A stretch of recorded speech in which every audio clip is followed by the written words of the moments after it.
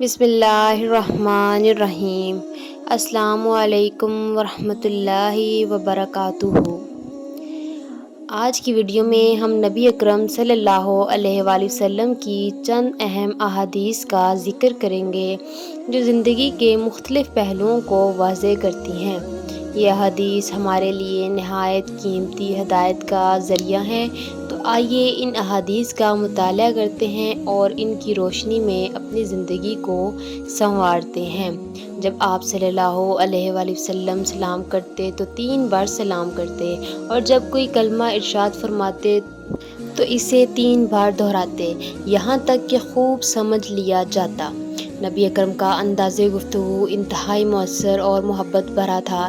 جب آپ صلی اللہ علیہ وآلہ وسلم سلام کرتے تو یقینی بناتے کہ مخاطب شخص تک سلام پہنچ جائے اور اسے واضح طور پر سن لیا جائے۔ اسی طرح جب آپ کوئی بات ارشاد فرماتے تو اسے 3 بار دہراتے تاکہ سننے والے اسے پوری طرح سمجھ سکیں۔ یہ عمل ہمیں سکھاتا ہے کہ بات کو مکمل وضاحت اور اہتمام کے ساتھ پہنچانا چاہیے تاکہ غلط فہمیاں نہ پیدا ہوں اور پیغام درست طور پر سمجھا جائے۔ اسی طرح ایک اور حدیث بیان کرتی چلوں، آپ صلی اللہ علیہ وآلہ وسلم کوئی کلمہ ارشاد فرماتے تو اسے 3 بار لوٹاتے، یہاں تک کہ خوب سمجھ لیا جاتا۔ اور جب کچھ لوگوں کے پاس آپ تشریف لاتے اور انہیں سلام کرتے تو آپ صلی اللہ علیہ وآلہ وسلم 3 بار سلام کرتے۔ یہ حدیث بھی نبی اکرم صلی اللہ علیہ وآلہ وسلم کے کلام کے اثر اور وضاحت پر زور دیتی ہے۔ آپ صلی اللہ علیہ وآلہ وسلم کا طریقہ یہ تھا کہ مخاطب کو بات سمجھانے کے لیے ایک اہم نکات کو دہراتے تاکہ سننے والا مکمل طور پر بات کی گہرائی کو سمجھ سکے۔ اسی طرح سلام میں بھی آپ صلی اللہ علیہ وآلہ وسلم کا انداز کرم نمایاں تھا کہ آپ 3 بار سلام کرتے تاکہ ہر کوئی سلام کا حق ادا کر سکے۔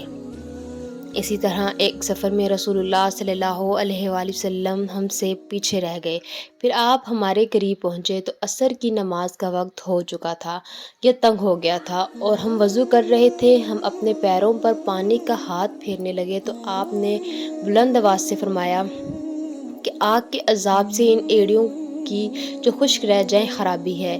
یہ 2 مرتبہ فرمایا یا آپ صلی اللہ علیہ وآلہ وسلم نے 3 مرتبہ ایسا فرمایا۔ یہ حدیث وضو کی اہمیت اور خاص طور پر وضو کے دوران پیروں کی مکمل صفائی پر زور دیتی ہیں۔ نبی اکرم صلی اللہ علیہ وآلہ وسلم نے سختی سے تاکید کی کہ وضو کے دوران ایڑیاں خشک نہ رہ جائیں، کیونکہ یہ وضو کا اہم حصہ ہیں۔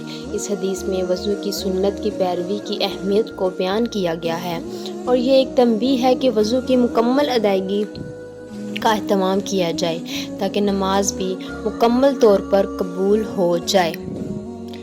تو یہ تھی آج کی احادیث۔ یہ احادیث نبی اکرم صلی اللہ علیہ وآلہ وسلم کی سیرت مبارکہ کا ایک روشن حصہ ہیں جو ہمیں زندگی کے مختلف معاملات میں رہنمائی فراہم کرتی ہیں۔